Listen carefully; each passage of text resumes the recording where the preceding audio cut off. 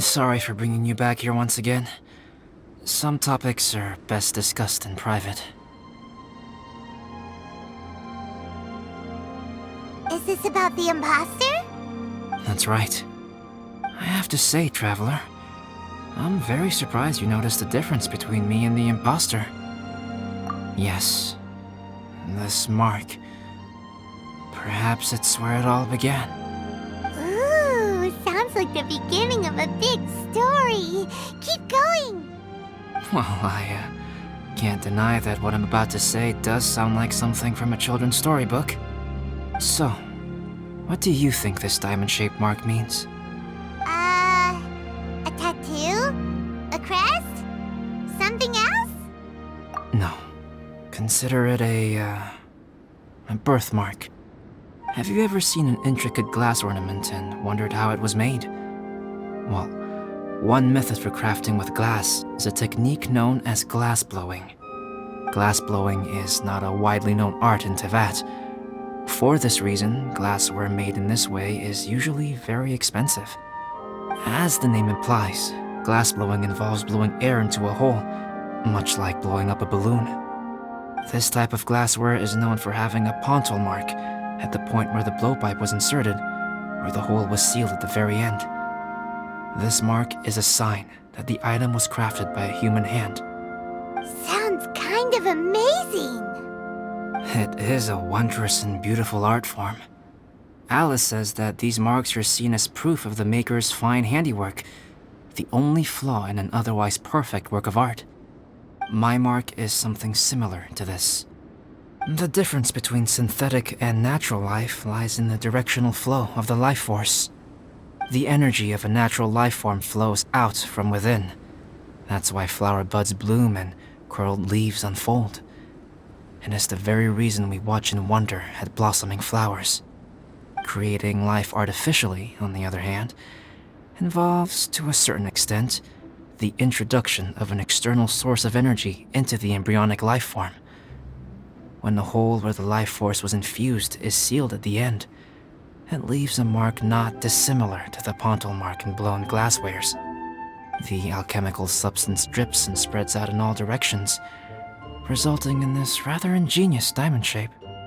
Wow, so that's where it came from. This mark is a sign of my artificial origins, and proof of my imperfection as a human. I presume that the imposter intentionally avoided replicating this mark, so as not to become less than perfect himself. You are fundamentally different from other people. I have few qualms about sharing my secrets with you. Just as Paimon said, it all sounds like a story. Even if you were to tell anyone else, they would regard it as nothing more than a tall tale. The transcendent and miraculous are not the only things to which human beings aspire. They pursue the everyday, the ordinary, to a far greater extent than I would have ever imagined. People like to believe that those who are thoroughly different from themselves could only ever exist in stories. It makes things much easier. Or, in other words, all of the unfathomable things we've seen recently would make good material for a novel. I have friends who write novels. If they wrote this story, it'd probably be even more complex. Making up stories is easy. Even Paimon can do that. Oh, I didn't know you had that kind of talent. Paimon's the best guide in Teyvat.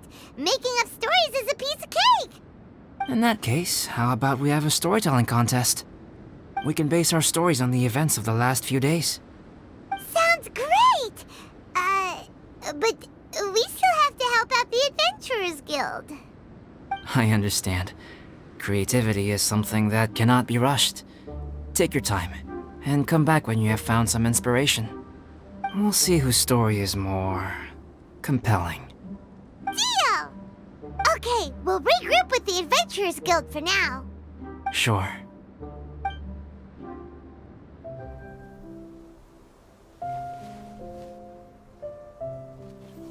My story.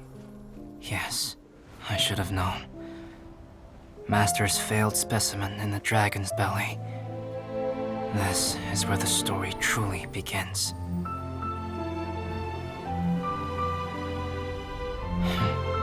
If we switched places, if you were the survivor,